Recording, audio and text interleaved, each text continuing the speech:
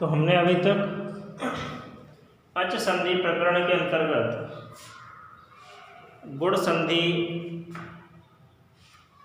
यण संधि और अयादि संधि में प्रयुक्त होने वाले सूत्रों को पढ़ लिया है। आज हम पढ़ेंगे वृद्धि संधि में प्रयुक्त होने वाले सूत्र और उदाहरण। तो सबसे पहला सूत्र है इधर वृद्धि रादेच।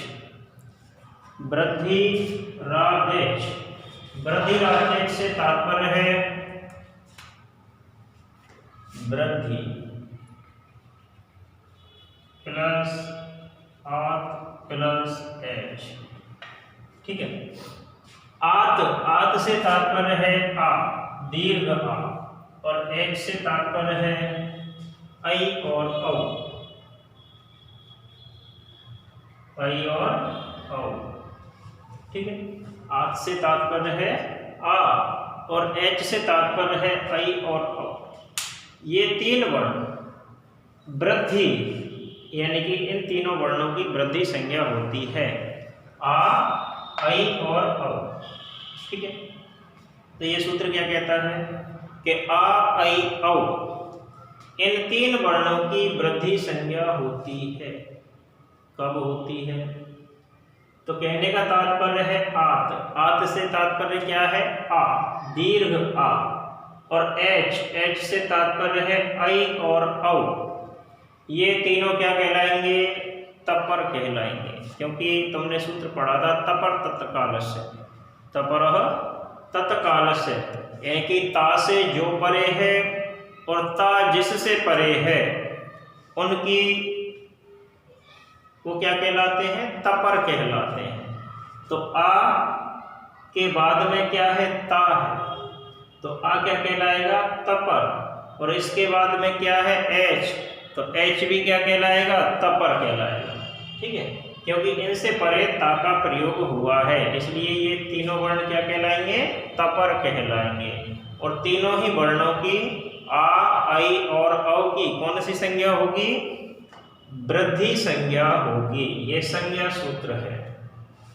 ठीक है। अगला सूत्र है वृद्धि रेचि। जब वृद्धि संज्ञा होगी तब क्या होगा? वृद्धि रेचि। तो आवर्ण से परे, अवर्ण से परे एच प्रत्याहार। एच प्रत्याहार में कौन कौन से वर्ण आते हैं? ए, औ, ऐ और औ। अवर्ण से परे एच प्रत्याहार का कोई वर्ण हो तब पूर्व और पर इनके स्थान पर, पूर्व और पर वर्णों के स्थान पर वृद्धि एकादेश हो जाता है। वृद्धि एकादेश आ, ऐ और औ। ठीक है। तो आ के पश्चात यदि ए या ऐ है तो क्या हो जाएगा? ऐ।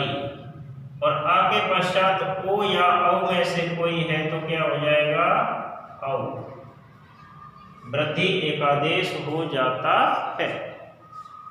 यह सूत्र आद गुण है सूत्र का अपवाद सूत्र है। यदि पूछ लिया जाए कि आद गुण है सूत्र का अपवाद सूत्र कौन सा है, तो आद गुण है सूत्र का अपवाद सूत्र है वृद्धि रेचि। ठीक है। जब हम इसको परिभाषित करेंगे व्याख्या रूप में तो क्या लिखेंगे कि यदि पूर्व में आवर्ण विद्यमान हो, पूर्व में क्या हो? अवर्ण विद्यमान हो। आ ह्रस्व हो सकता है, दीर्घ भी हो सकता है। ठीक है। तो यदि पूर्व में आवर्ण विद्यमान हो और उसके बाद एच प्रत्याहार का कोई वर्ण, एच प्रत्याहार से तात्पर्य है ए, ओ, ऐ, औ, तब पूर्व और पर दोनों वर्णों के स्थान पर एक वृद्धि आदेश हो जाता है।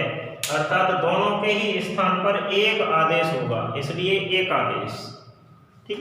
जैसे कृष्ण एकत्व, इस स्थिति में हमें पता है इधर आ है और इसके बाद ए, एच वर्ण है, तब आ और ए के स्थान पर क्या होगा? ऐ आदेश होगा। ठीक है। तो कृष्ण ऐ और कत्व, तो लिख देंगे हम स्थाने अंतरतम सूत्र की सहायता से, किस सूत्र की सहायता से? स्थाने अंतरतम सूत्र की सहायता से, वृद्धि रेचि सूत्र से पूर्व प्लस पर यानी आ और ए दोनों वर्णों के स्थान पर आई एक वृद्धि आदेश हो जाता है। अब हमें इन सूत्रों की सहायता से कृष्ण एकत्वम और कृष्णोत्कंठम दो शब्दों की सिद्धियां करनी हैं। तो हम देखते हैं कृष्ण एकत्वम किस प्रकार से सिद्ध होगा। हाँ, तो हमारे पास इन सूत्रों से सिद्ध होने वाले 4 उदाहरण दिए हुए हैं पाठ्यक्रम में। कृष्ण एकत्वम, गंगौर, देव ऐश्वर्यम और कृष्णोत्कंठयम। ठीक है, तो सबसे पहले मैं इनका संधि विच्छेद करता हूं। कृष्ण एकत्वम, कृष्ण प्लस एकत्वम यानी कृष्ण की एक रूपता। इसका हिंदी अर्थ क्या होगा? कृष्ण की एक रूपता, कृष्ण की एक रूपता। ठीक है, गंगौर, गंगा प्लस ओघम, इसका हिंदी अर्थ होता है गंगा का प्रवाह, गंगा का प्रवाह। तीसरा है देव ऐश्वर्यम, देव प्लस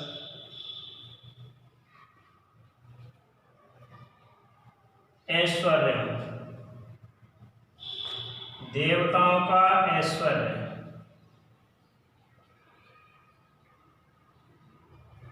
देवताओं का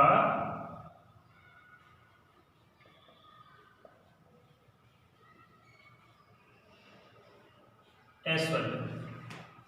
कृष्णोत्कंठम, कृष्ण प्लस औत्कंठयम यानी कृष्ण की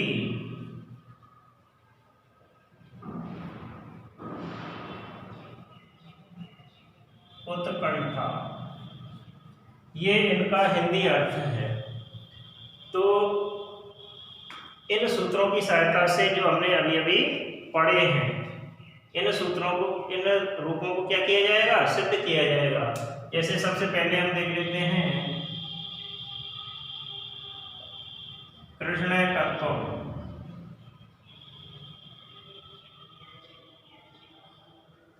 ठीक है, कृष्ण की एक रूपता।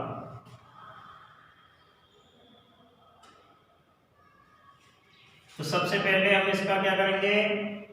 संधि विच्छेद करेंगे। कृष्ण प्लस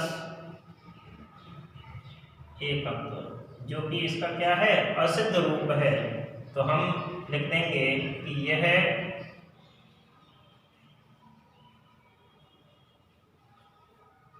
असिद्ध रूप है। ठीक है, अब हमें लिखना है कि कृष्ण, तो देखो इधर अड़ा, इसमें अंतः क्या है? अंतिम अकार है। उसके बाद एकत्व में पहला क्या है? ए है। तो हम लिखेंगे यहां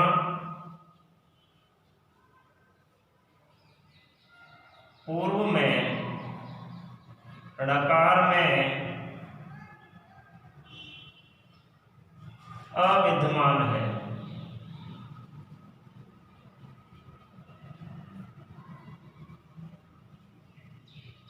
और उसके बाद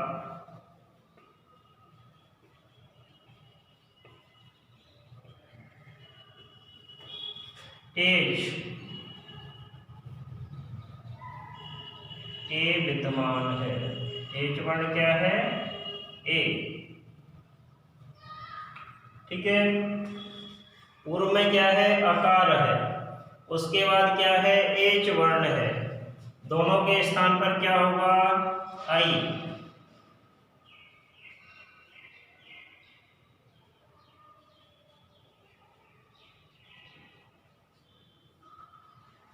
कौन सा सूत्र सहायता लेंगे,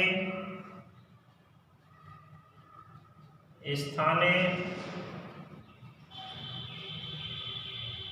अंतरतम।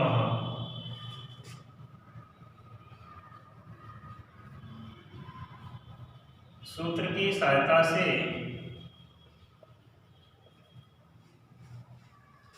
सूत्र कौन सा लगाएंगे, वृद्धि रेचि। कौन सा सूत्र है, वृद्धि रेचि।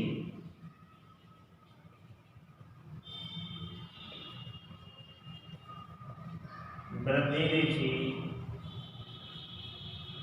सूत्र से a प्लस ए, तो a प्लस ए दोनों वर्णों के स्थान पर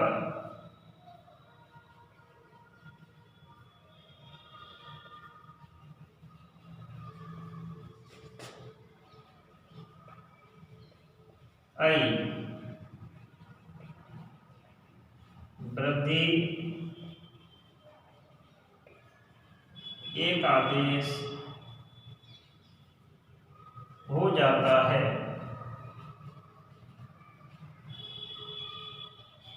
ठीक है।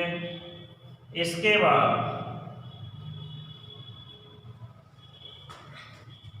जब वृद्धि आदेश हो गया, हम क्या करेंगे, इनका वर्ण संयोग करेंगे। वर्ण संयोग क्या हो जाएगा, कृष्णकत्व। ठीक है, आई की मात्रा आगे वाले अक्षर पर आ जाएगी, कृष्णकत्व। वर्ण संयोग के लिए सूत्र कौन सा लिखा जाता है, अज्जिनम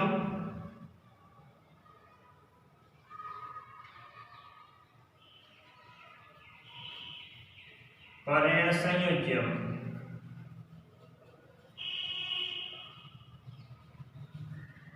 सूत्र से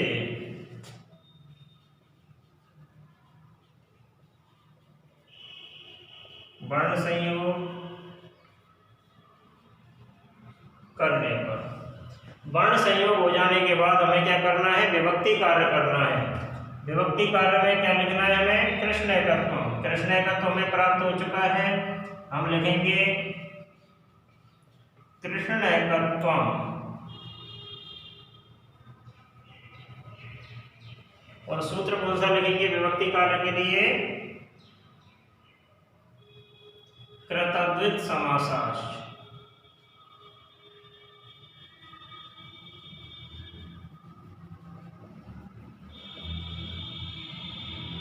सूत्र से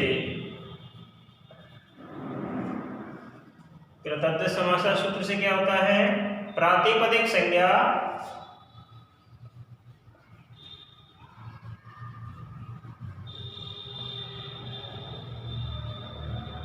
और विभक्ति कार्य करने पर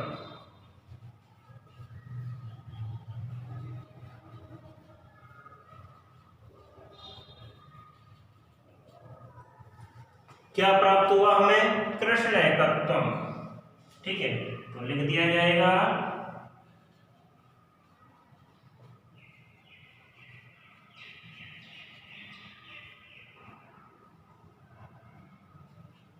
कृष्णकत्वम इति सिद्धम।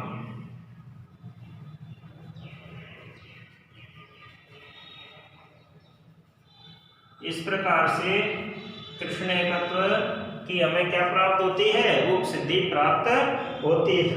तो देखो सबसे पहले हमें क्या करना है, संधि विच्छेद करना है। कृष्णकत्व का संधि विच्छेद क्या होगा, कृष्ण प्लस एकत्व। यह असिद्ध रूप है, हमें जो भी है वो साफ स्पष्ट अक्षरों में लिखना है। कृष्ण अंतिम अकार है, तो अकार एकत्व में प्रथम क्या है, ए, तो हम लिखेंगे यहाँ पूर्व में णकार में अविद्यमान है और उसके बाद एच वर्ण ए विद्यमान है। आकार पूर्व में हो, एच वर्ण बाद में हो, तो स्थानीय अंतरतम सूत्र की सहायता से, वृद्धि रेचि सूत्र से आ और एच वर्ण ए के स्थान पर आई वृद्धि एक आदेश हो जाता है। कृष्ण एकत्व अज्जिनम परिण संयुजम सूत्र से वर्ण संयोग करने पर, और कृष्ण एकत्वम कृतद्धित समासता सूत्र से प्रातिपदिक संज्ञा करने पर और विभक्ति कार्य करने पर कृष्ण एकत्वम हमें क्या होता है, सिद्ध प्राप्त होता है। आगे के लिए अगले अध्याय में चर्चा करेंगे। धन्यवाद।